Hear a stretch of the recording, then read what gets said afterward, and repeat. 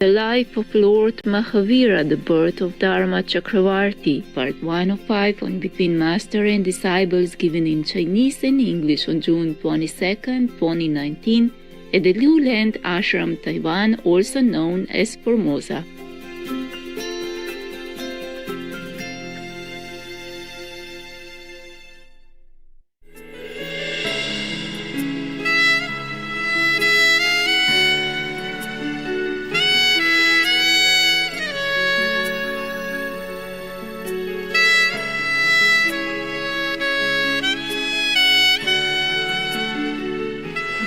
Hello.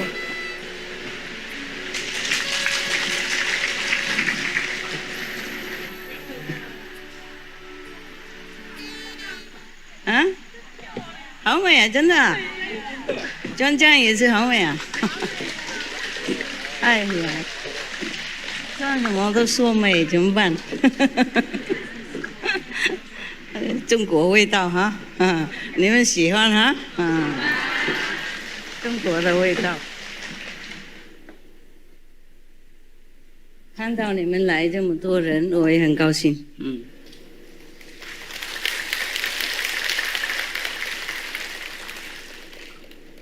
继续做哈。和尚也专家，好看好看。这样用帽子也有用。给和尚更有用。喂，没有头发有时候冷嘛。啊？哎，没事没事。没事啊。这样就好啊，广告啊，广告那个素食。刚才休息够了吗？吃饭 OK？ 很好啊。好，那我们今天有一个字，就是其中一个那个算命的，他就说这个儿子生出来就会可以当成那个 Chakravarti， 懂不懂 Chakravarti 是什么东西？You know what it is? This son will become Chakravarti. Anybody know Sanskrit? No? Nobody know? I think it's kind of 转轮圣王啦。I don't know how to say that in English. It's almost like divas, you know, almost like gods. Yeah, the gods in heaven. So never mind. We continue, Meaning, this prince that's going to be born will be very, very great. You know, super above human. Yeah, above human standards. Chakravarti. Very, very highly evolved being, yeah? A little above human. Yeah. But, you see, the seer, the fortune teller, told the royalty that Maharaj, according to the scriptures, there already have been 12 Chakravartis. So the prescribed number for this cycle of time. However, one Dharma-Chakravarti, mean the emperor of religion, is still to be born. This is a bigger one, maybe king of the Chakravarti. So there's one more to be born. As such, all the signs and circumstances point at the fact that your son, the benefactor of mankind, will be a Dharma-Chakravarti, king of Chakravarti, even one level higher than a normal Chakravarti. Wow. What a being, yeah. Not born yet, and so much praise, so much position, high standard already predicted about him. And I don't know why they say it's a son. He's not even born yet, and they already know he's a son. King Siddhartha amply rewarded the dream readers and sent them home with due honor. The auspicious birth, now is his birth now coming, yeah. They describe his birth. It was springtime and the nature was in full bloom. The atmosphere was clean and pure. Cool and fragrant breeze infused joy in every particle of the nature. In the soundless quietude of the midnight, the sky was fluorescent with milky moonlight. Auspicious sight. The auspicious date was the 13th of the bright half of the month of Chaitra, Hindu month. Okay, we have too many calendar, and now they have to include my calendar as well. So we have one extra calendar. I'm good at calendar. I don't just read. I give you big, long explanation and every other thing. It become a calendar. And I hope I'll be famous as a calendar maker. special calendar. So the moon was in conjunction with the Uttarapaguni Nakshatra, okay, meaning lunar mansion, the sign of victory. At that auspicious moment, Mother Trisla gave birth to a divine child. The child was the embodiment of divine light.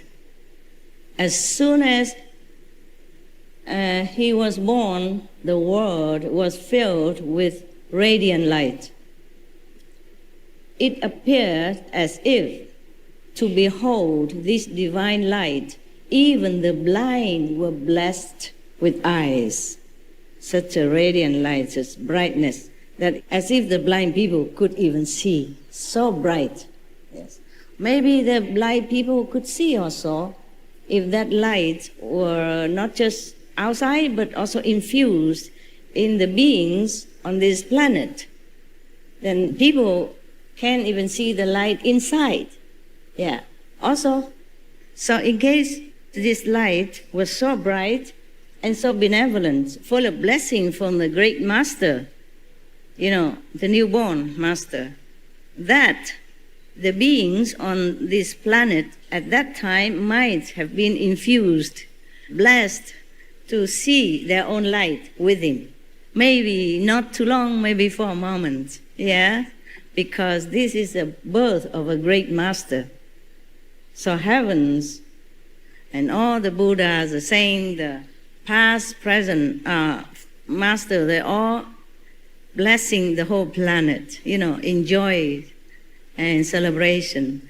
Thus, even the blind could see. That's what people think at that time. It was possible that the blind have seen something.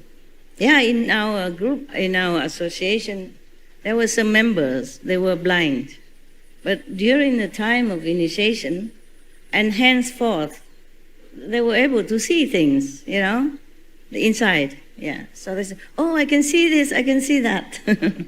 So that's why in the Bible, it is stated that Jesus make the blind see. Yeah.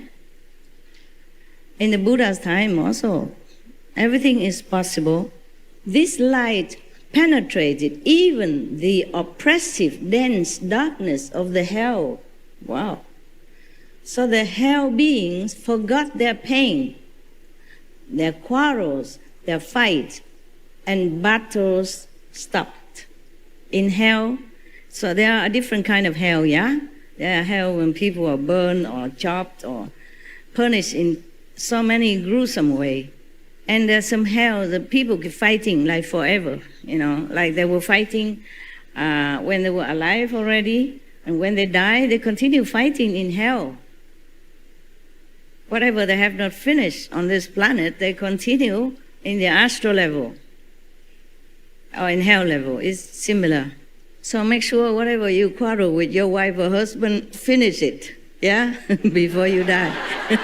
You might continue fighting elsewhere, and I'm not responsible. Okay, this is personal, private business. It's not my job to interfere. So all the battles, in hell, or maybe between hell and heavens, also stopped then. Wow. There should be more master keep being born, and then peace will reign on earth and everywhere. Those suffering from a lifetime of hunger and thirst experienced a divine feeling of fulfillment. All around, cool and fragrant breeze started blowing. Patients of chronic ailments felt cured, even healed the disease. Natural enemies, too, had a surge of a feeling of mutual goodwill and love. All the three worlds, heaven, earth, and hell, were filled with waves of happiness. With the birth of the child, the whole atmosphere underwent a strange change for quite some time. Isn't that wonderful? Hearing the news of the birth of Lord Mahavira Swami. Swami is the title of somebody who renounced the world to become monk, okay? Yeah. He was just born, and they, just for respectful addressing, they call him already Mahavira Swami, because as you know, later he will renounce the whole kingdom, everything, and went on to be an ascetic renunciate, a monk. Hearing the news of the birth of Lord Mahavira Swami, at that time the whole kingdom did not know that he will become a Swami yet. Actually, Swami in India, they address to people who has no more attachment to the world, not necessarily a monk, but mostly it is addressed to monks or nuns, Swami, just a title in Sanskrit means monk. But they address him first for respect, yes. Now, all the inhabitants of the dimensions of gods danced with joy. Even the gods in heaven were dancing with joy. I didn't know they could dance in heaven. Do they have music like cha-cha-cha or something? First of all, the kings of God, Chakrendra means chakra, is similar, okay? Short is chakra, long is Chakrendra. I mean that God who always tries to make trouble for the Buddha and other practitioners. In other story I told you, remember? I don't remember. Okay, I remember. That's good enough. I remember for all of you. So many stories about Chakra, and you don't remember him? You should. Because he's very, very troublesome guy. Yeah. When you sincerely vow that, I'm going to save all being in hell, or all being on the planet, or being on the universe, then he'll come, pay you a visit. And what a visit, right? He's going to make a lot of suffering and trouble for you. See if you really are sincere, really devoted for your goal, this selfless sacrifice for others or not. Or just a little test, and then you give up. Little test for him. But for us, poor practitioner is hell. Excuse me. You know already, Many stories I told you. And then come some more from this story, just to remind you in case you forgot him. Don't ever forget this guy, okay? If he come near, you immediately recite the 5 names, pray to all the master in the world, in the other world, to help you, protect you quickly. Otherwise, you will become 1,000 pieces before you can even recite anything or become Buddha or anything. This is very scary, this guy. So, the king of the gods, not God, big God, but small God. You know, like the kings of devas. I don't know why they call everybody God like that. Should be only one God, you know, but these are smaller gods. So we can call them devas, but they call themselves gods like that. It's in India. So they translate it like that. You must know this is not almighty God, okay? Just a small God. Yeah. It's just like there is a big king who have control over many small kingdoms, and they call him also king. Or maybe Maharaji means great king. And other is just Raja. I mean small king, but still king. So the king of God personally came and bowed before the Lord and then circumambulated Mother Trishla 3 times. I mean, walking slowly around. If you circumambulate someone, that means you have utmost respect, just like circumambulate the Buddha when he was alive or any other saints. You know, in the old time tradition like that. And they also bow to the Buddha with the forehead, touch their feet, or the saints or their master, to show the most respectful gesture. So he circumambulate the mother even, Queen Trishla 3 times. Sometimes they do it 7 times. It depends. All the gods, goddesses, and lower gods is still lower than this god.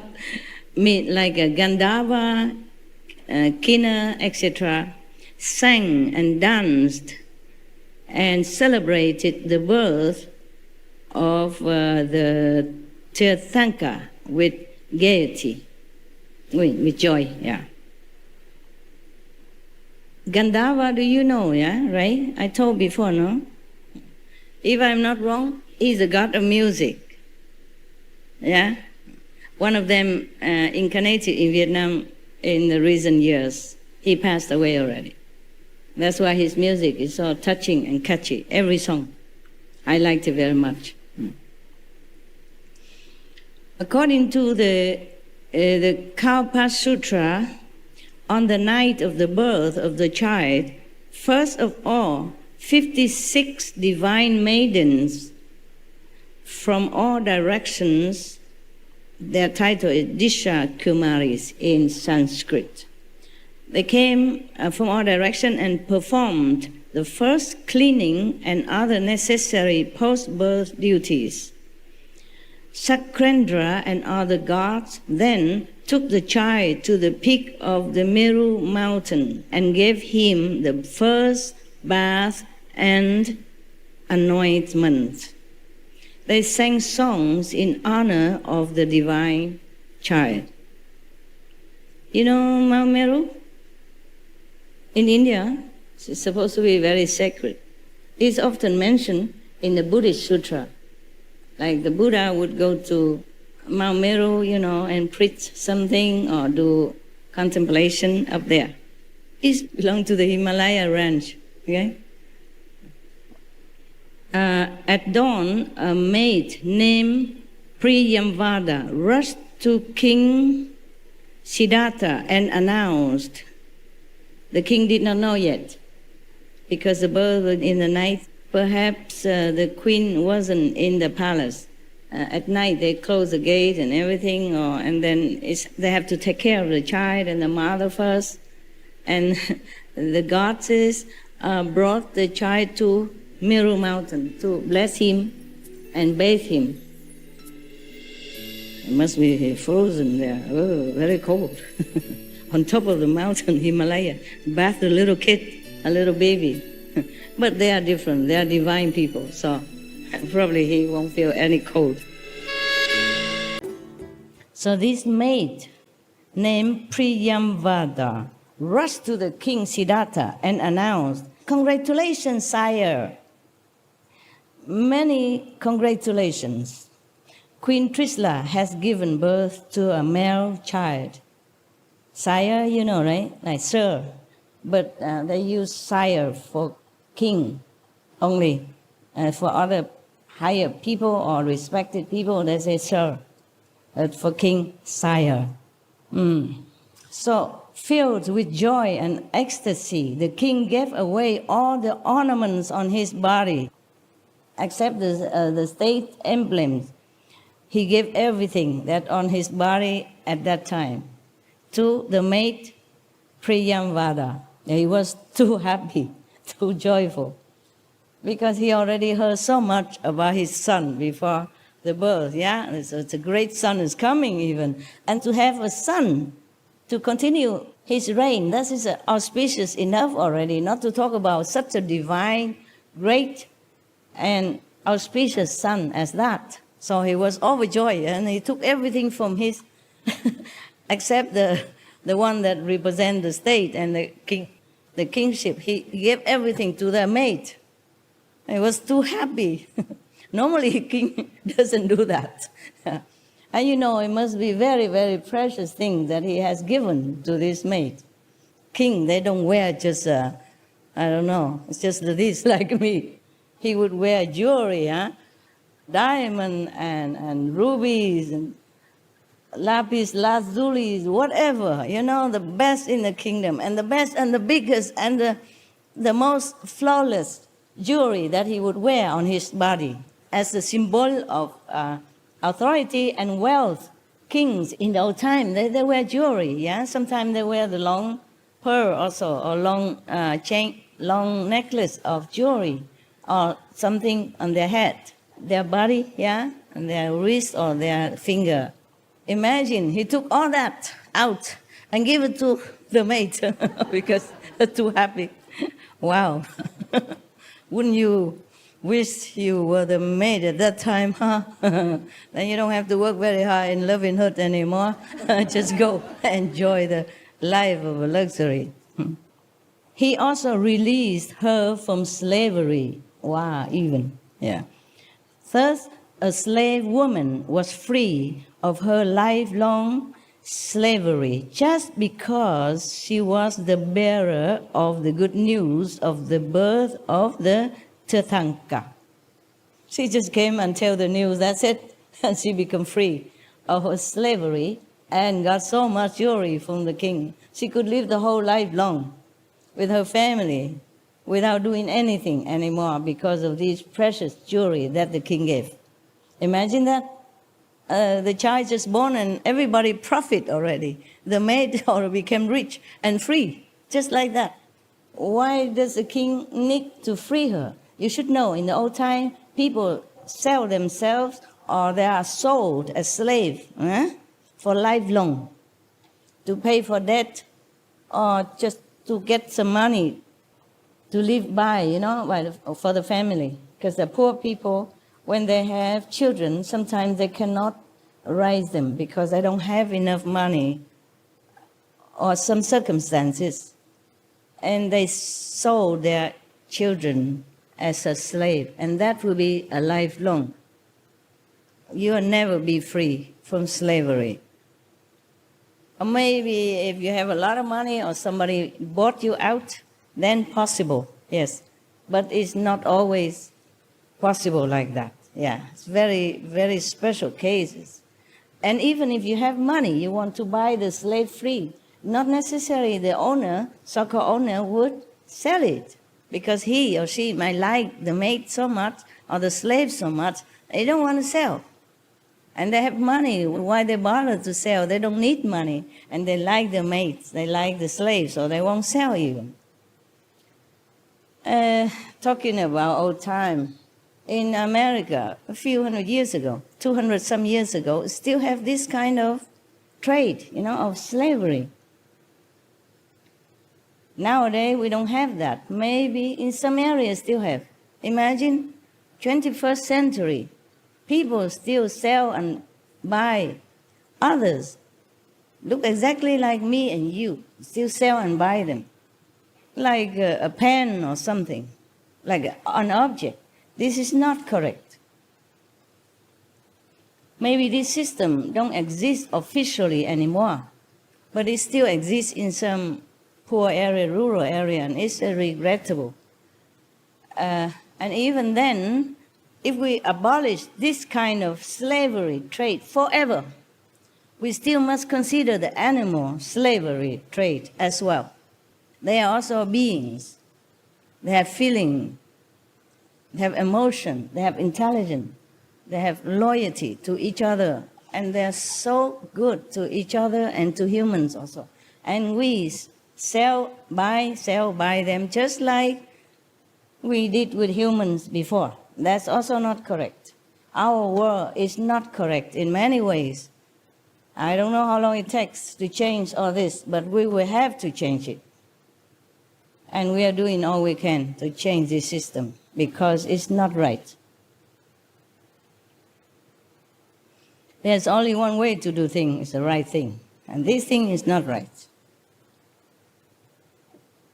No matter what country or what government, if they have some thinking, some little sympathy in the heart, some understanding of what's right, what's wrong, then this slavery of humans and animals should be abolished long time before I was even born.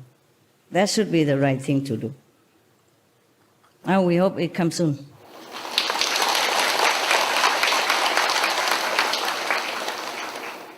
Now, the prince was born. So, of course, they're going to celebrate, And they're going to describe to us the celebrations of this great being called Mahavira. King Siddhartha called his prime minister and ordered thus, tell the officer in charge of celebrations to organize unique and special birth celebrations. After the king's order, all the highways, roads, and lanes in the town of Kastriyakund were cleared. Perfumed water was sprayed, and bunting, garlands, and leaves were lavishly put everywhere. Sweets and gifts were distributed. People danced with joy. The whole town echoed with felicitous songs and music. Big celebration. Maharaji Siddhartha had an inspiration. He called the prime minister and said to him, "The celebrations of childbirth in the royal family are part of the tradition. However, on this particular occasion, I want something new, something unique." So the minister humbly submitted, "Sire, express your wish and it will be carried out like your order." King Siddhartha said, "Today announce a general amnesty.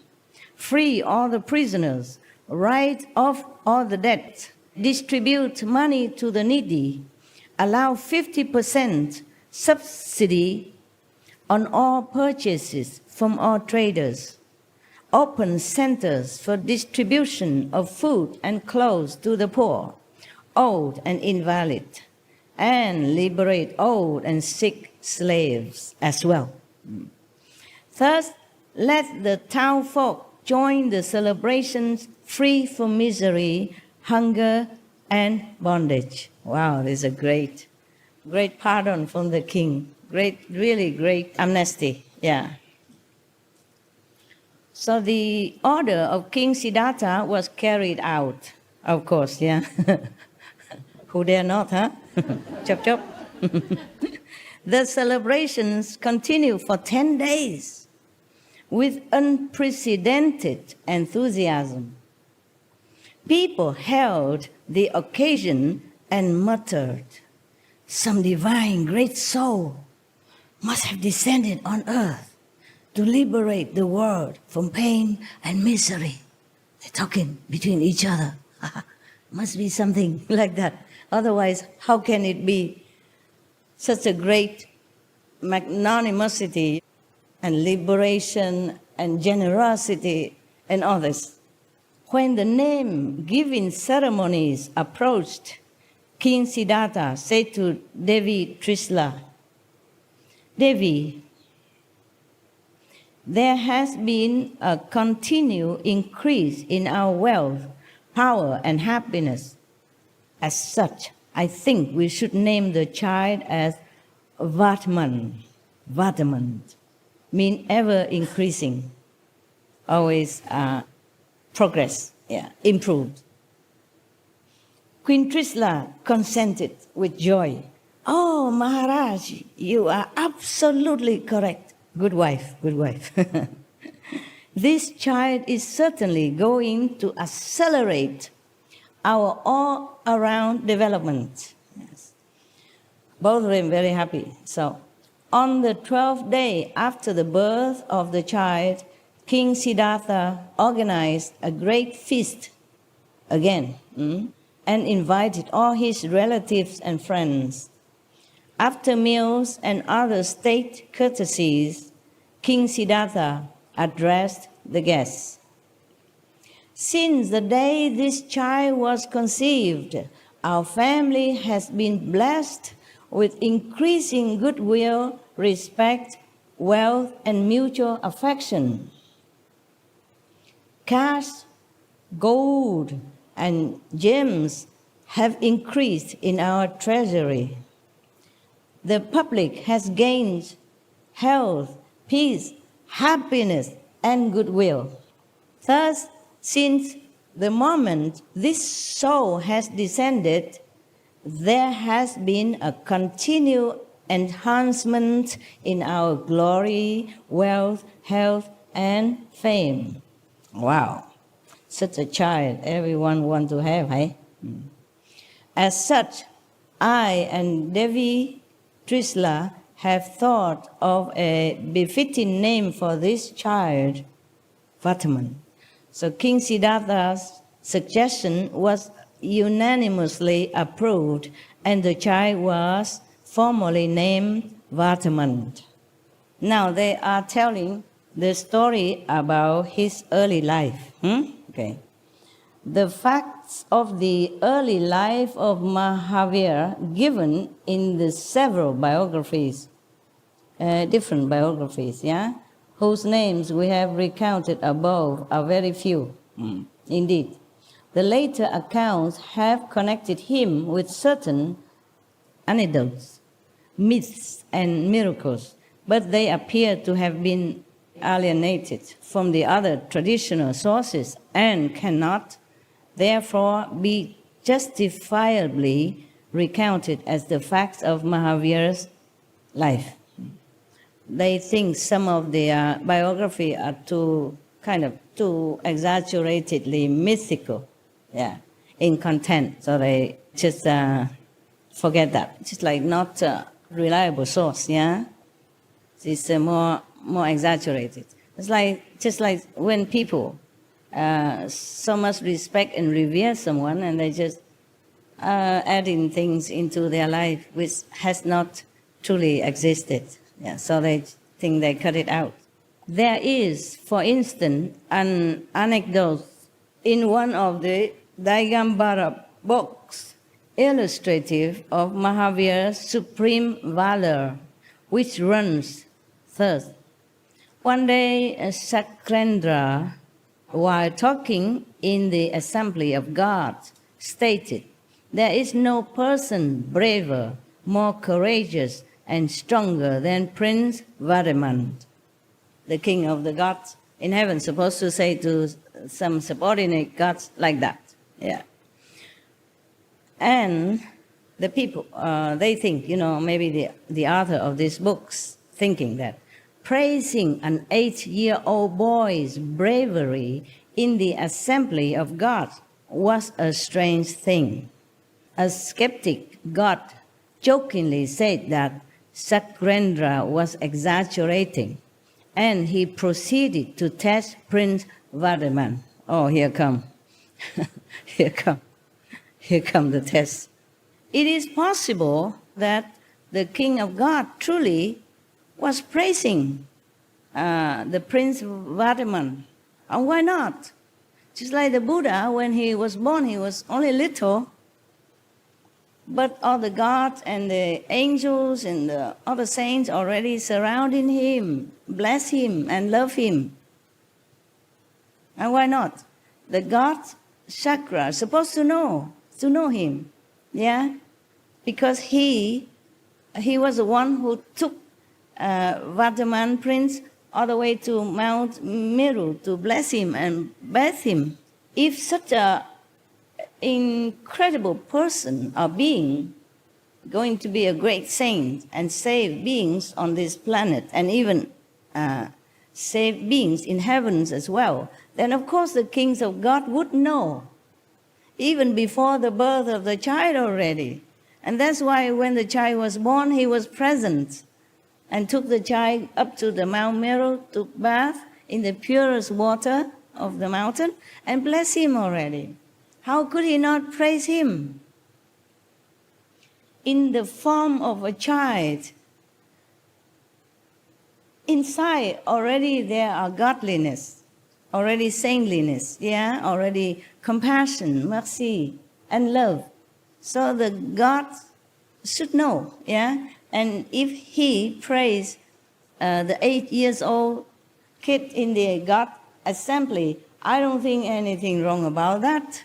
I don't think there's nothing rare about that or unbelievable about that. Do you? No. You think it's strange? No, of course not. Of course not. In the Buddhist Sutra, I think Lotus Sutra, it's recounted that 8-year-old dragon daughter, has already become enlightened. 8 years old only, so why not? The Buddha also know about that. And also praise her or tell in front of one of his disciples, I forgot, long time.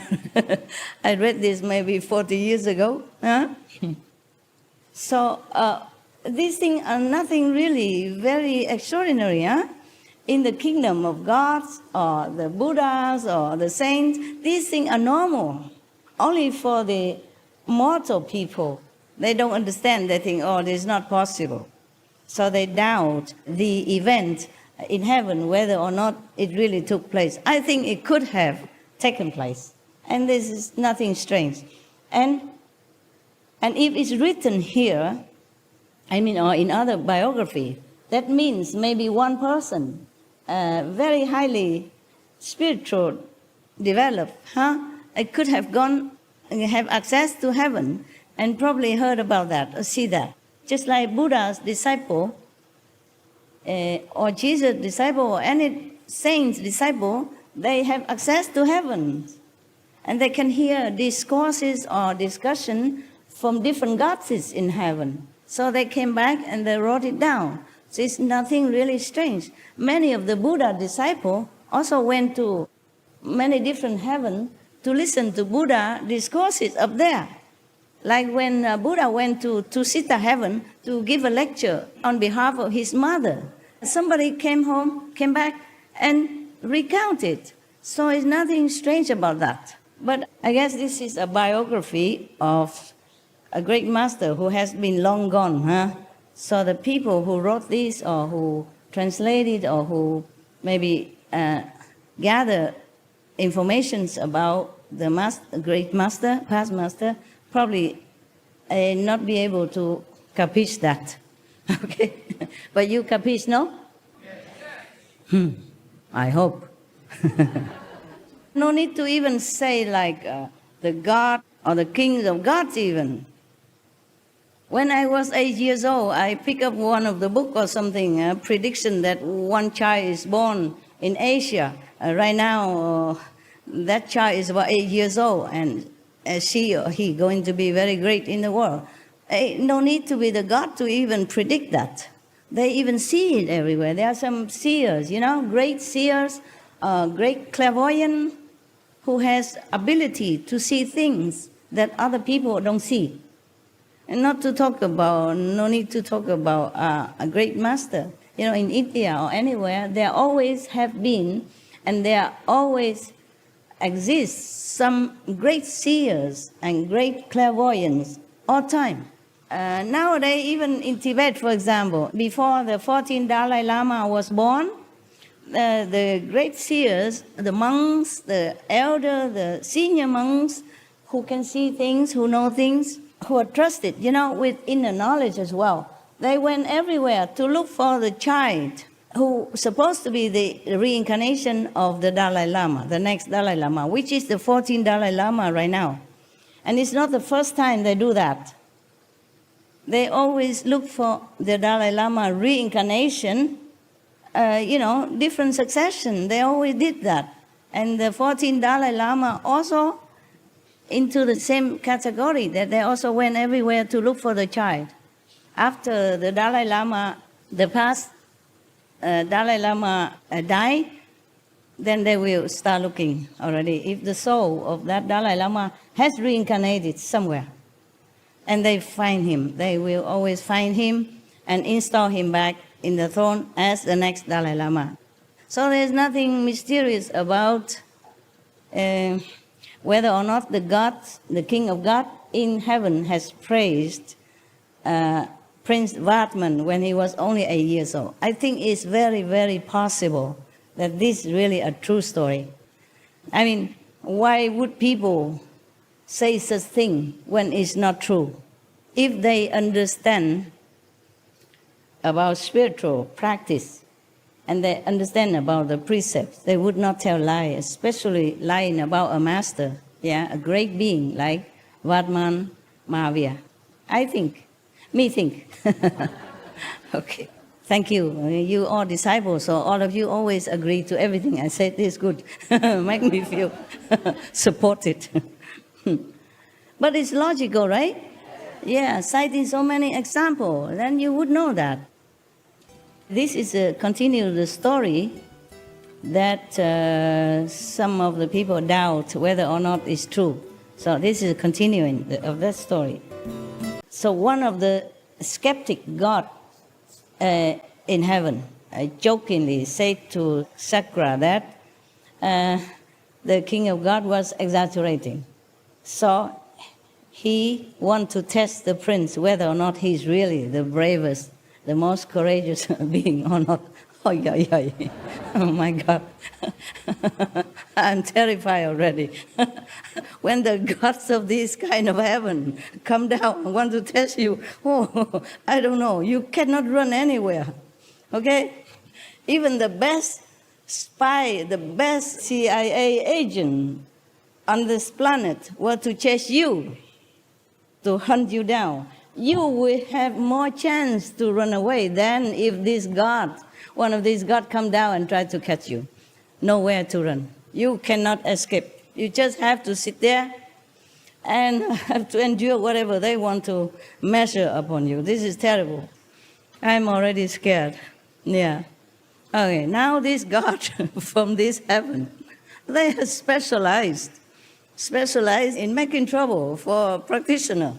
And it's not the prince's fault even. He's only 8 years old kid. He did not even say, I'm this, I'm that, I can do this, I can do that, and I want to save the planet, be fast, go green, nothing. He didn't do anything. It's not his fault. If he grown up already and vowed to save all beings or saying such a great thing like that, then possibly the gods should come down and test him. But it's none of their business. I'm telling you, I really don't like these gods at all. They should just mind their own business. In heaven, they have everything they need. They're so happy, joyful. Why do they mess with us? We, the mortal, we do nothing wrong to them. Never mind. They still want to come down and mess with you. Terrible. So, said and done. This God, not the sacred God, but the smaller God, maybe subordinate God, say to the king that he's going down now to test Vartman, just because the king of God praised him. The king of God praised him, not the prince himself. He's only a kid. See what he's doing. Okay. If you're scared, just block your ears. Now, Vartman, the prince, was playing with children of his age in the Chinatkan jungle. The game was to race to a target tree, climb up and come down.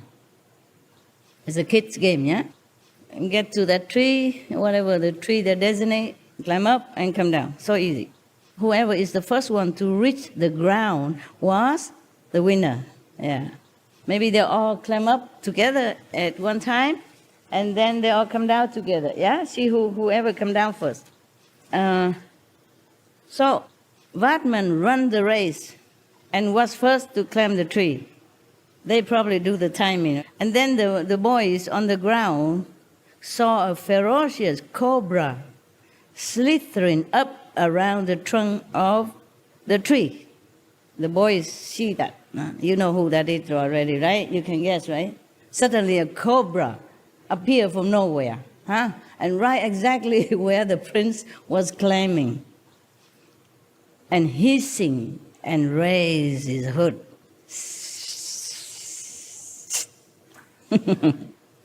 The boy started trembling with fear and run away. Yeah. From a safe distance, they run away far away already from the cobra, and they shouted to the prince, "Vatman, do not come down. There's a black serpent on the tree trunk. Don't come down." Vatman, already on his way down, saw the snake and also heard the call of his friends. He shouted back, "Be quiet, don't be afraid." So he jumped down. The snake followed him and hissing and leaped at Vatman, jumped at him. Yeah. With astonishing agility, the prince caught the snake by the hood and with a jerk threw it away like a piece of rope. He caught him. Wow. As we would thought, after this, the boys started playing another game. This game called Tindushak. This game was also a race to a target tree. The winner was to ride piggyback on the losers and return to the base. So whoever loses have to carry the winner on his back and then run all the way with the winner on the back, run back to the base. The god who had come to test Vatman also joined the group in disguise as a boy. Okay? In the game, when Vatman won, the god got Vatman on his back and started back to the base. The god was the loser then, one of the losers, so he has to carry Vatman on his back and run back to the base. Yeah. But on the way, he transformed himself into a giant. With the prince on his back, the god flew into the sky. Big giant carried the prince, flew into the sky. The boys shouted with fear, "Vatman! Vatman!" But the prince was very undaunted. Hit the giant with his mighty fist. Boom! The god cried. The giant god cried with pain. Probably he know where to hit, nah? Maybe here or eyes or whatever. I don't know where he hit, but the god was crying in pain and had to land back on the ground. Vatman jumped from his back, but the culprit disappeared, and in his place appeared a god who begged Vatman's forgiveness. I like that. I like that very much. So, I don't know if I should like it, because we're not supposed to hit somebody else or anything, but this guy, he deserved it. He messed up, and he's bigger than Vatman. So, I think it's okay.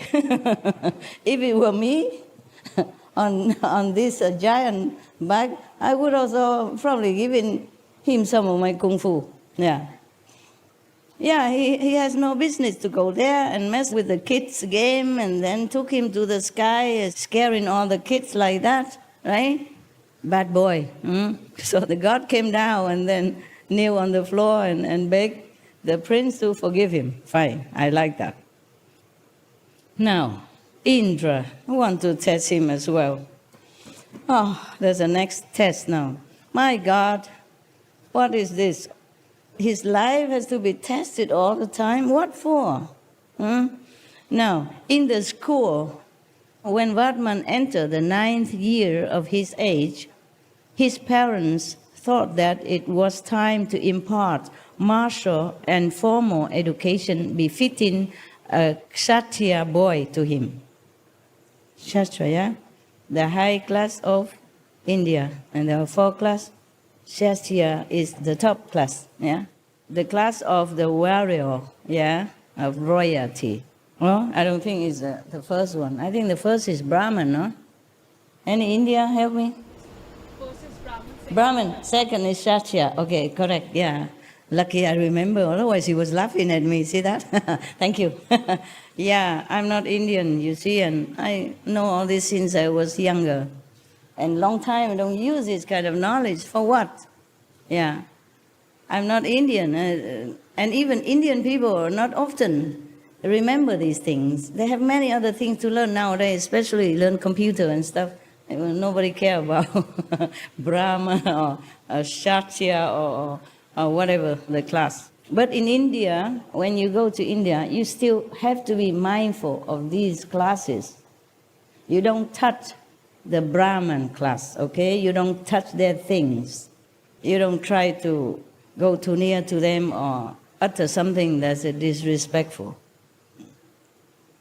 Even if you go in their kitchen, your shadow is already making trouble for you.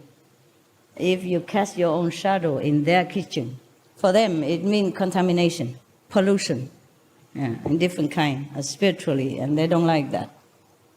So therefore, the prince has to learn martial, not just formal education, but martial art as well, because he's a Kshatriya class, okay? Warrior, yeah. They decided to send him to school. So when he went to the school, he offered his respect to the teacher, just like any other ordinary student. In spite of having all worldly knowledge since his birth already, by offering respect to his teacher, Vatman honored the age-old traditional ideals. Even if he knows everything already, but he went to school, he must offer respect to his teacher. Just the same like every other child, huh? You maybe prostrate in front of the teacher, maybe 1 time, 2 times, 3 times, depends. And then you make some offering, yeah? That means you accept him as your teacher and you respect him. You prostrate to his feet, yeah? To show respect and obedience, yeah. Many of the Asian countries have this tradition. Maybe nowadays they don't do that anymore. But in some area, possible, still have some little tradition left. Remember last year, there was one Vietnamese old man got initiation, and he wanted to prostrate to me 3 times. He kept insisting that it's a tradition, Vietnamese tradition. You have to prostrate to your teacher 3 times. But I said, no, here nobody prostrate to nobody. So please don't do that. He was very reluctantly not doing it. You know, he would have loved to do it with all his heart. I can see that. But I don't want to make it into a tradition here. Imagine 1,000 people just got initiation, and then I just sit here for 1 hour long, waiting for the prostration to finish. Huh? Understand? How do I have time to read books for you? I have to read book at home already. Check out if it's worthy to offer it to you. I read other books also, but it was too complicated. So I did not bring it here. I bring this one. It's a very good book. It's simple. Even child and adult can enjoy it. Yeah. And I don't have to explain a lot. All I do is just know how to read English. Simple. So nowadays maybe we cut that, yeah? But in the Buddha's time, they still do that, yeah? And whenever any of the students wanted to ask Buddha some question, Buddha time, it is written in the sutra, but I guess in every other tradition in India, about Buddha's time, or nowadays even, they still prostrate to the guru, to the master, when they want to ask something, or when they first came in to greet him, when they came visit, not just the first time, but whenever they came visit the master, they bow to the master. And whenever they take leave, they do the same. I think we better not do anything, because if I let him do it, then everybody else would like to do it. And knowing you will take your time and you will keep looking and you try to do it very slowly, one extra bow and two extra bow, and then, my God, it will take forever. Even I respect traditions, and it's not a bad tradition, but logistically speaking, it's not practical. Okay, huh? Yeah, I know many of you also want to do that. You keep asking me, but no. Okay? No is no. N-O, no. We don't need this kind of respect. We respect inside, okay? We respect by keeping the precept, by being vegan, by meditating diligently, yeah? And really trying to abide by the master teaching and try to go home. That is a real respect. Outer respect, anybody can do. Inside respect is harder. Yeah, I want the inside respect, and the proof of the respect, not just bowing on the floor. Anybody can do that. But believe me, after I die, they probably make a statue out of me and put me somewhere, and then people will still come bowing, because that time I cannot forbid them. I cannot say anything.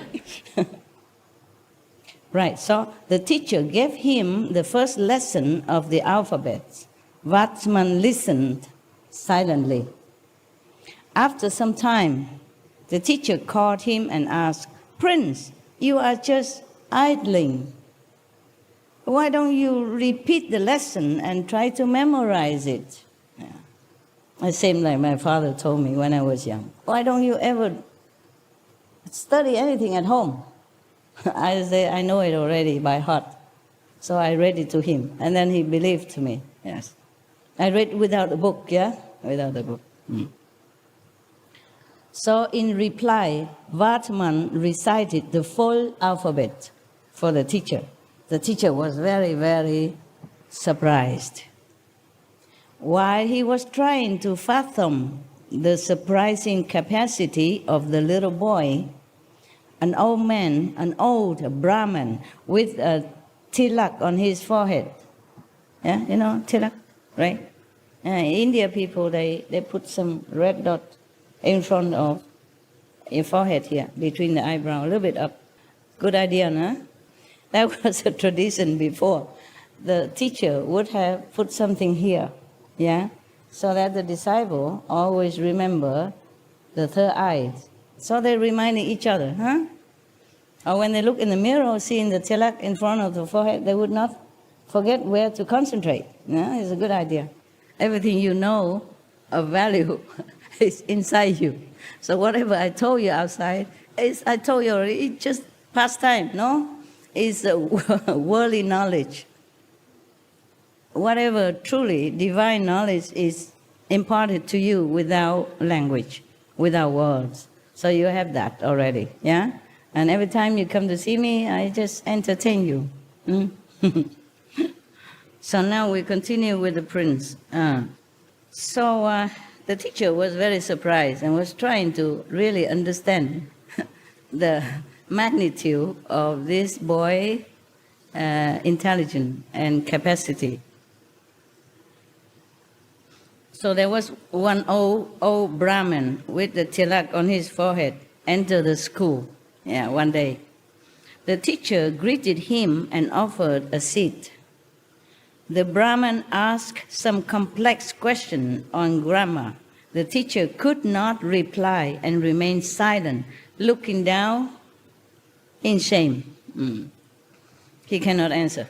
So the Brahmin smiled and said, "Acharya, please do not bother yourself. Teacher, don't worry, Maybe I will ask this little new student of yours. Maybe he can solve my problem. If you allow me, may I ask him?" The prince, So the teacher consented, and the old Brahmin put the complex questions before Vardhaman. Little Vardhaman, without hesitating, gave correct and appropriate answers. The teacher stared dumbfounded at the little boy. The Brahman smiled and said, Acharya, mean teacher, please, Acharya, don't feel insulted. You are not aware that the sun of knowledge of this era is present before your very eyes as Prince Vardaman. He is the future Lord Mahavira Swami, the omniscient. Mean nothing he cannot do. So it is believed that Indra compiled his questions and Vardaman's answers into a book named Indra Vyadaran, mean the grammar of the Indra. Indra is another god, yeah? Maybe lower than Chakra, but also very powerful, okay? He's lower than Chakra, right, or higher? Lord of Rain, yeah. Lower than the Chakra. But he's still very powerful, also capable of testing. Beware of all these gods. They're not always very friendly. I don't know why they're so scared of us practitioners. I mean the real practitioners will be always tested since little already with all kind of things. Maybe centipede bites or some sickness or some kind of scary situation and family trouble, you know. When you were little already, they already test you how you solve this family problem for your parents even.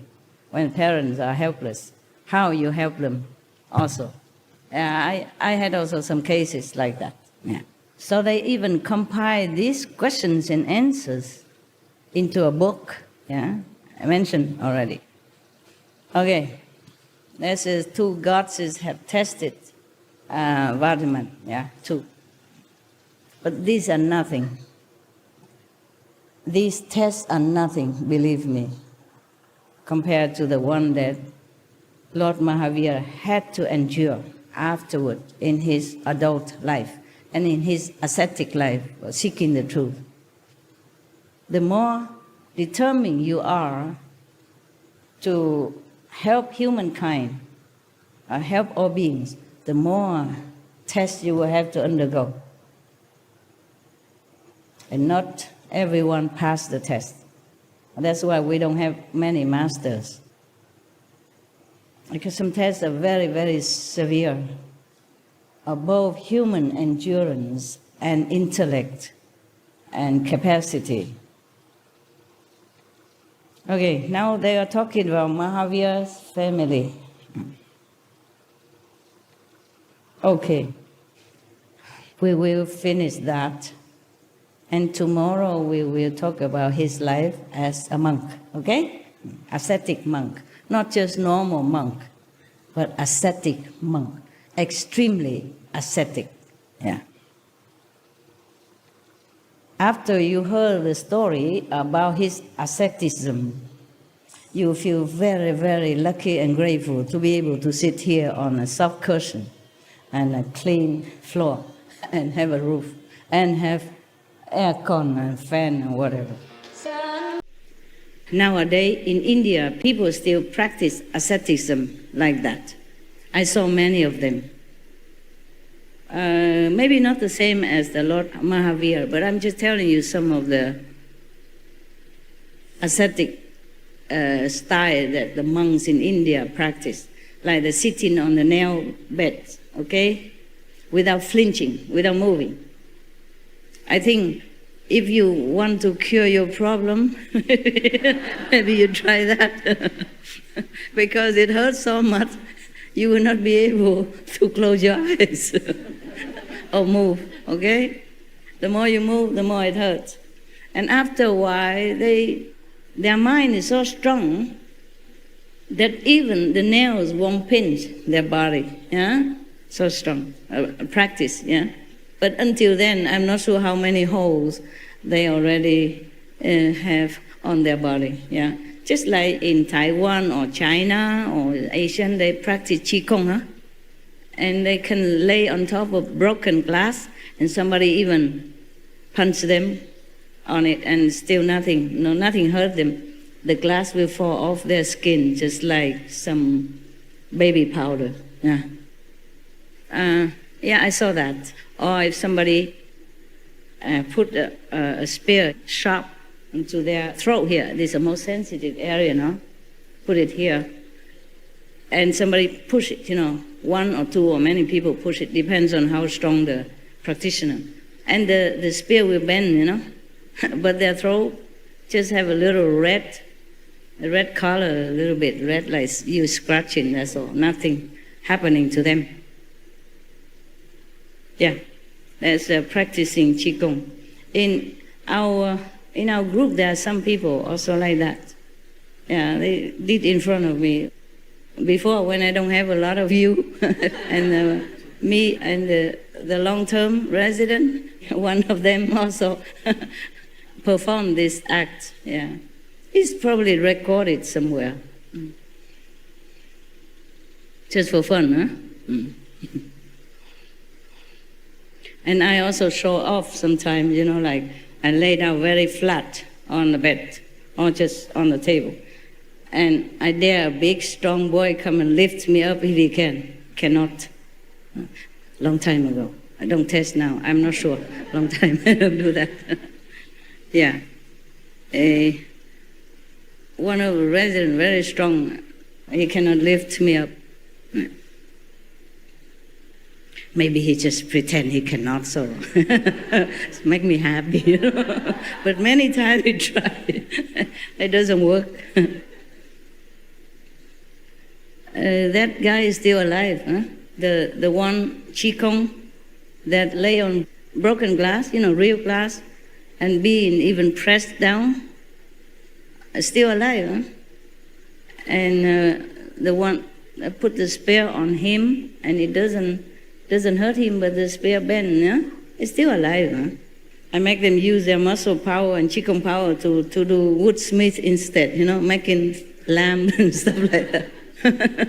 Making use of their power into something more practical. Yeah, nowadays it's very, very, very impossible, very, very unthinkable that somebody would go and push him down on the broken glass ever, or even use a spear to threaten him in the throat anymore. So I say, use the muscle and the talent to make something more useful. And I have some Qigong master like that, and some other kind of Kung Fu master also within our group, within the resident group. Outside, your brother and sister, I'm sure there are many more different kind of talents. They have maybe magical power, they can chop wood, no need knife. It's very economy. You buy a wood for fire, tell him just chop it. No need to buy any axe or anything. There are some people like that, yeah. And some of your brother, or at least one that I knew, can chop a small stone. Small stone is more difficult to chop, You chop the bricks, it's more easy, yeah. Not for me, of course, but more easy because it's bigger and it has more holes inside. Eh? But the small, compact stone from the riverbed, round and small like this, very difficult to break. One of your brother could. Yeah, I saw it. It probably also records some older videotape. You still can see it. Yeah, we have muscle around, eh? So now they talk about Mahavira's family. I told you I have calendar, no? Talk a lot in between. Okay, continue. The Chinat clan, to which King Siddhartha belonged, was same as the Isvasku clan, to which Lord Rishabdev belonged. So Siddhartha and Rishabdev both belong to the Kashyap family. These people, these two families, are very proud that 22 Tirthankas came from the same family. Yeah. Mother Trishla was the sister of Chetak, the president of the Vaishali Republic. Because of the parental connection with Vide area, She was also known as Vidyahadatta Dina. Her third name was Priyakarini. Vatma's uncle, or King Siddhartha's younger brother, was Supasva. Siddhartha's eldest son was Nandivadan. Oh, don't ask me what's all this name mean. I just read it. Indian name, yeah? Probably some important personage. Nandivadan's wife was Jesatha. Vatiman also had a sister named Sudarshana. When and to whom Sudarshana was married is not mentioned anywhere. Probably not important. However, her son, Jamali, was a famous figure. Although surrounded by unlimited wealth and grandeur, Prince Vatiman's mind and attitude was completely detached and purified by the fire of discipline. It was like a lotus flower in the pond. The power and glory of the kingdom never attracted him. Even his marriage to Yashoda, daughter of Prince Mahavira, was due to the affectionate persuasion and pressure by and from his parents. You know, arranged marriage, yeah. Yashoda gave birth to a daughter. Even though he was married, he was not really attached to all that. So there is a difference between having things and attached to it. Or not having things, but attached to it. So there were two different ways of attachment and two different ways of detachment. Like one time, there was one very great yogi who invited to a very rich person banquet, or maybe even royalty. And he just put everything in one dish, and he stirred it all up, stirred it all the time. And the host of the party was thinking, this man is so rude. He doesn't taste one by one, and normally if you're invited somewhere, you taste some and you say, oh, this is good and that's good, to please the host as well, you know, as a manner, yeah. But he don't care, he put everything in and he keeps stirring it. He not even eat it.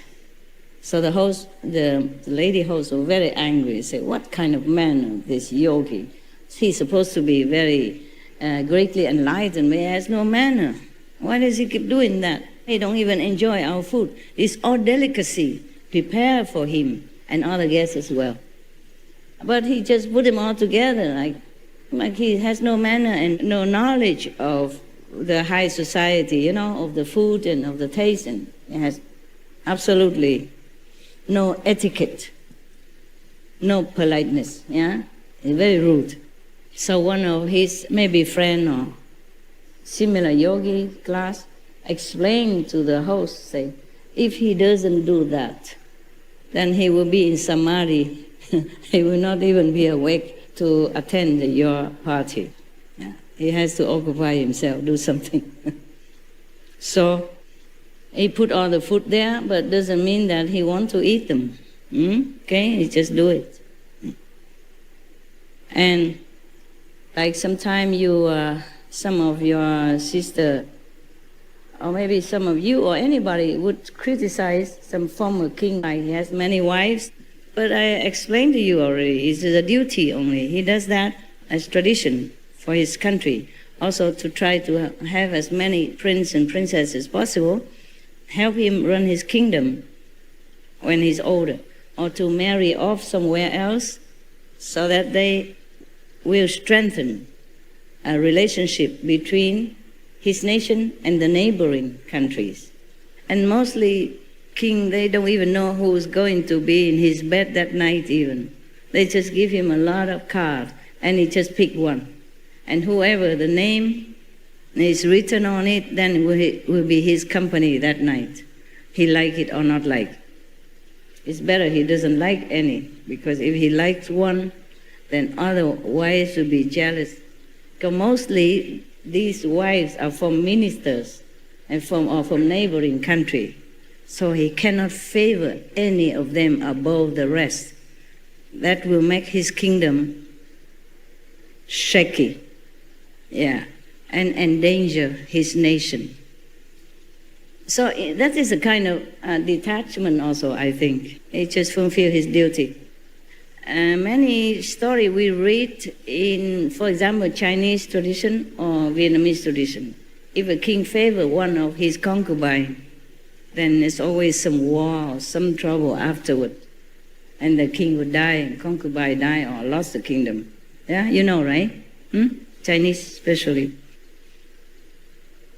So here it's explained that even the Lord Mahavira was married to one of the princess here, royal family members, but he's also not interested. If he's not interested in the whole kingdom, why would he be interested in one woman? Because if he became a king, he could have many women, many concubines. Therefore, even if he's married and he is not attached, then it's very, very easy for us to understand. Very easy. Just like Prince Siddhartha, Gautama, the Buddha, he has also many concubines. He has only one wife, but many concubines. Concubines means also wives. It's a different degree. Yeah. Mean he can choose any of them also. Yeah, they are in waiting, like wife in waiting. So he also married and even have a son also, but he also left afterward to be an ascetic. Yeah. And later, Lord Mahavira also will do the same. The story is very similar. It's very surprisingly similar. Also prince, and also rich and famous and wealth and intelligent and strong and handsome and even married and have a kid and still forsook everything just to go seek the truth in all possible hard way. Yeah. Okay, so he married this princess named Yashoda. Buddha, before he became Buddha, he married to Yashodhara. Sounds similar name, eh? It's Yashoda. And Yashoda gave birth to a daughter who was named Priyadarshana. Prince Jamali married Priyadarshana. They married each other. According to Akaran Sutra, 3 names of Vardaman became very famous. Vardaman, his parents gave this name, yeah? And Shaman or Shaman indicates his natural unblemished intellect. Second name. The third name is Mahavira. This indicates his unique bravery, courage, and tolerance. The gods gave him this name. The gods gave him this name. My name, Supreme Master, is not given by my parents. Also, heavens gave to me. And that name gave me a lot of trouble. Not that I really like to pin it on my chest. Everybody said, "What? Supreme Master? Who are you?" Who are you? Call yourself Supreme Master. They ask all the time. So one time, I say, "Yeah, why not? I'm the Supreme Master." What's wrong with that? Remember? Another of his names was Sanmati. Because of his purity of thought, he also became famous by his name, by this name. Yes. Other names of Lord Mahavira Swami found in canonical literature are as follows: Chanatputra, Vaishlik, Vir, Ativya, Antiya, Kashyap, etc. He has many names. I guess Buddha also has many names, meaning title. Yeah, he has many names, not because he wants many names, meaning titles. Yeah, the people call the Buddha World Honor One, Perfect Arhat, a Buddha, or a Great King also, like that. Detached from all mundane activities and desirous of becoming an ascetic. In order to pursue the spiritual goal, Mahavira was keeping the matter pending due to his earlier resolution. As long as my parents are alive, I shall not think of taking diksha. You know what diksha is? Huh? Vows to be monk, something like that. Yeah. So when Mahavira became 28 years old, his parents took the last vow of continued meditation without food. In India, in those times, maybe still now, the people who practice spiritual, they take many vows, yeah? Like, for example, in the Buddhist tradition, the monks and nuns take many vows, yeah, but at one time. And the lay people, sometimes they take 5 vows, only precepts, yeah? And other want to practice harder, they take like 8 vows, yeah? Or 10 vows, yeah? And etc., etc. And at that time, at the Mahavira time, there are the last vows that you can take. Meaning, when you are near your older age and you're near death or something that you know maybe you are going to leave the world soon, you take the last vow. The last vows is that you don't eat anything until you die. You just meditate, pray, no food, no drink. So the parents took their last vows when Mahavira was 28 years of age, and then they died.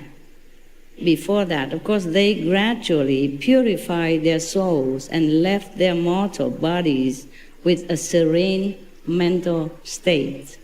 After their death, Vardhaman told his elder brother, now the elder brother became King Nadivatan.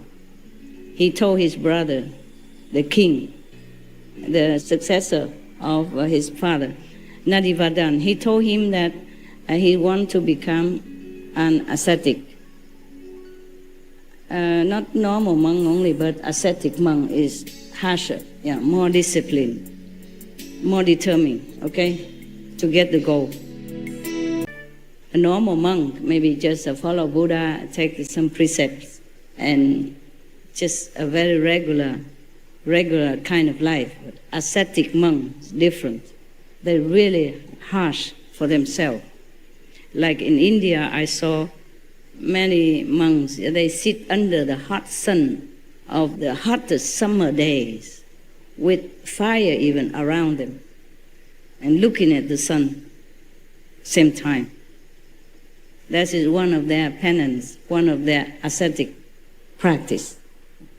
And some practice forsaking everything, including their own clothing, that they don't even wear any clothes. They use ash to cover their skin, okay? And some ascetic monks sit on the nail bed, really sharp nail bed to meditate.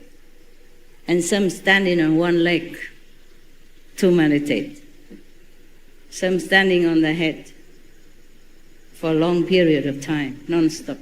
Some bury themselves under the ground, practicing deep kind of very long interval of breathing. But don't do that, okay? These are special technique you have to learn. And you have to practice long before you can do that. You know, you go into kind of hibernating state, and you breathe once every long while, or you don't breathe for a long time. Don't do that, huh? Okay? Many techniques you can learn, but doesn't mean you can practice.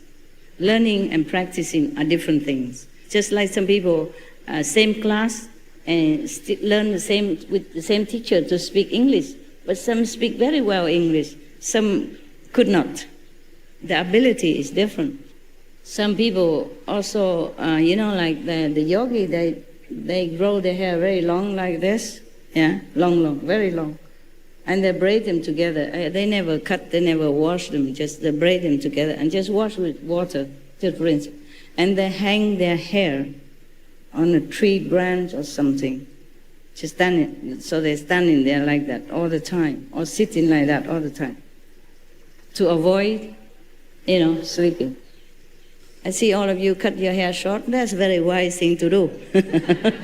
Otherwise, you might tempted to hang yourself. So many asceticism people practice. Some like they don't eat for a long time, or once every 2-3 days, or only eat when some people feed them. If nobody feed them, they don't touch any food. They don't touch any drink. It's like that.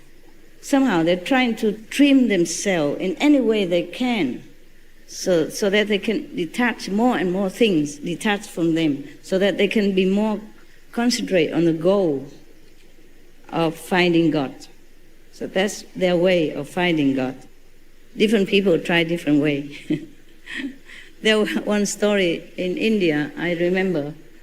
There was one man, he passed by one yogi, and that yogi was kind of hanging himself with a rope, with a strong rope on the tree, yeah? And then just hanging there.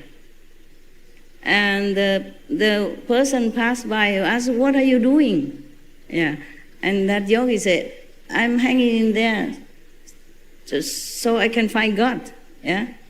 So the man said, "Really? Hanging yourself there can find God? Okay, good." Then he go and try and find some simple grass or something, and he bind them together and also hang himself very high. And of course the rope broke because it's not professionally done. It's not a real rope. He just bind the grasses together and hang himself up, hoping to find God. And the rope broke, but then he fell down and God just got hold of him. And of course, then he saw God, eh? He realized God. And then the other guy with the strong rope binding forever, that's not fair. That's not fair. He just came, he just hung a few minutes, and you got hold of him like that. Why didn't you ever touch me or let me even see you?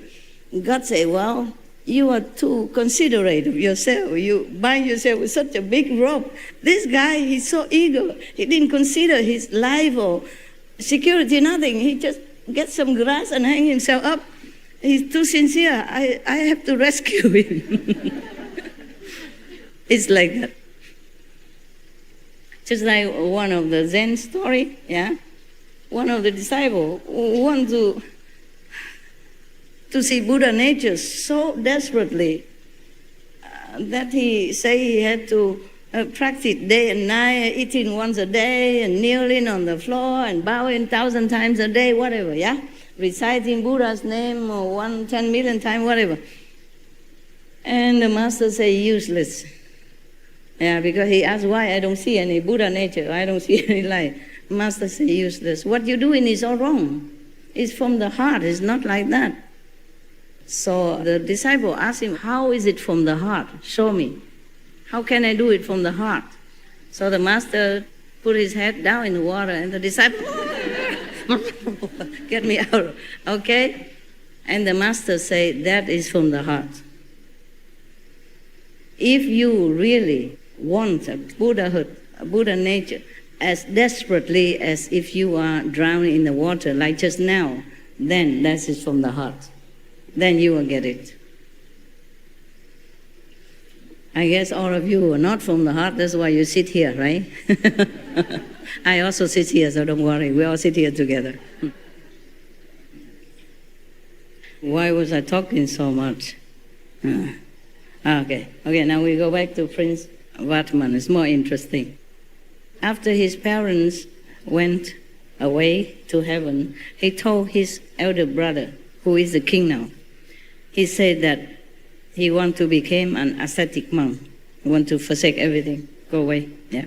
So Nadivadan replied in a choking voice. He's emotional. Yeah. He said, "What? Prince, brother, we just lost our parents, and now you want to leave me as well, to be a renunciate. how will I be able to bear these shocks at the same time? The brother is more emotional, more human. The prince is not human, I guess not. He's above humans. He doesn't seem to be attached even to emotion, family, or anything. Anything he forsake. So he begged his younger brother, Vardaman, please honor my desire. The new king said, honor my desire, please, and postpone your program for 2 years. Your program, he said. Don't become an ascetic monk just yet. Stay with me for another 2 years. I guess so he has somebody with him, somebody close. Because parents just left, and now brother also leave him. And he has just become a king, a new king. Many things he has to learn, many things he has to take care. Many things he has to handle as a young king. It's a lot for him without any supporting love beside him. So he begged him to stay for another 2 years. So of course, Prince Vardaman, has no heart to refuse. So he accepted his elder brother's request and stayed back for 2 more years. But during this period, he lived like an ascetic already, indulging in spiritual practices with due discipline. He prepared himself for his impending renunciation. Knowing about his resolve for renunciation, gods from the edge of the universe arrived and put forth the formal request.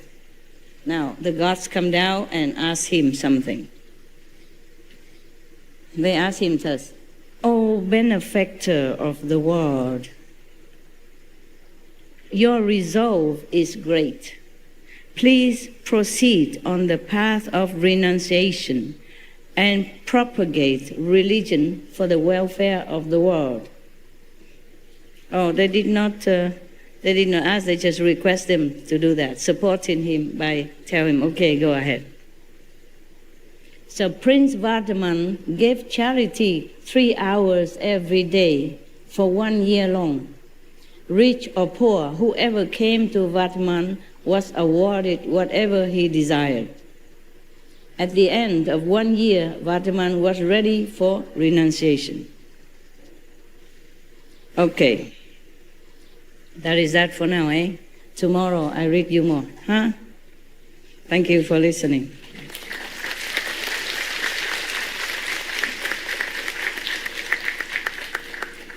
So I let you meditate, huh? All this way. Yeah. The Buddha said there are 84,000 way of practice, right? We can add a few more for my disciples. The left way of meditation, the right way, and the front, and also the back. So that makes it 88,000. Okay, good night then.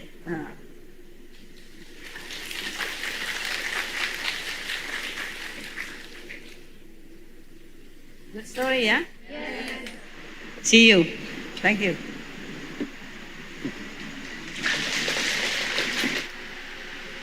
尽量晚上打坐 ，OK？ 就观音哈，观光比较舒服嘛，所以忘记观音很重要哈，观音很重要。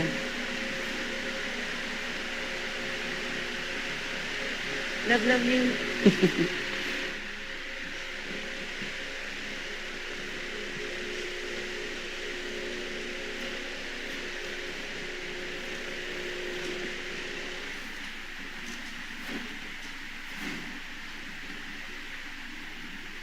为什么都是老人才来呢？啊，大概老了才有时间是吗？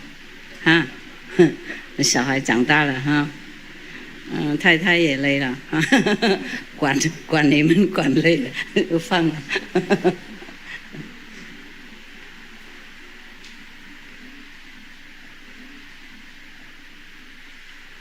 这样也对了，因为在印度哈，如果要当和尚，50岁以后才当。不过等到50岁不一定还活着，是吗？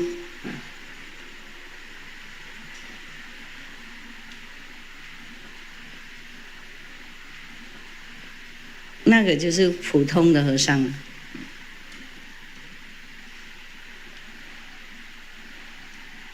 我年轻就当和尚，我不是那种，我赶快。那个等50岁也是已经很累了，怎么还能够修行嘛？不过他们普通的和尚，普通的男孩子都这样啊，要等那个结婚啊，然后负责任啊，然后小孩长大了，然后才离家。觉得那个传统是不错了，不过我们怎么知道什么时候死呢？是吗？哎呀，有没有人写那个保证书说 OK， 你70岁再往生？70岁了，现在74了吗？84，哇，Menschenkind，哇，就德国他们怎么惊讶，他这么说这样 Menschenkind， 没什么意思。跟我们台湾人说，哇塞，这样子，84了，哦，看起来不差哈，你们2个看起来都不老。我认识他们已经30多年了，看起来跟以前差不多，修行蛮不错才对，不错。哇，你们还活着，我也很高兴。看到几个老朋友嘛，他也是啊。哎呀，不然的话都是那个新的，然后我不认识，懂不懂？这些护法，如果他们护法的衣服脱掉，我不认识，啊，我认不出来。啊，没有几只啊，啊，别的都好像走了。啊，老的硬性的同修不多，那个时候很小，怎么还对师父信心到现在还不变呢？啊？为什么？风波那么多，是不是啊？不会啦，不会，永远真诚。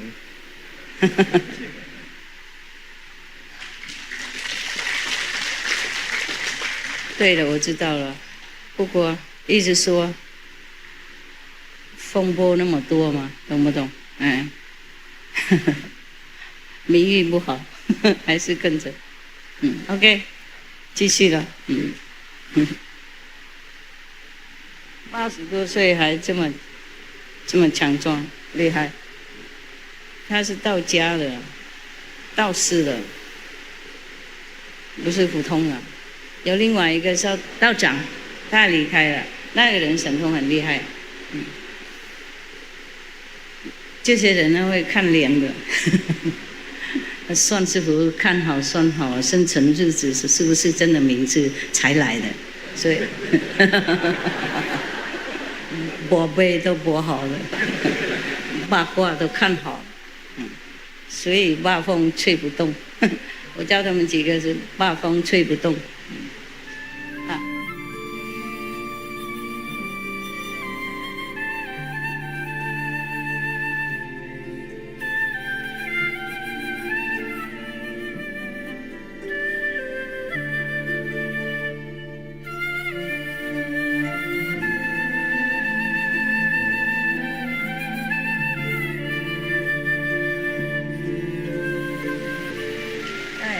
活着哈，要等我哈。OK， thank you 哈，大家。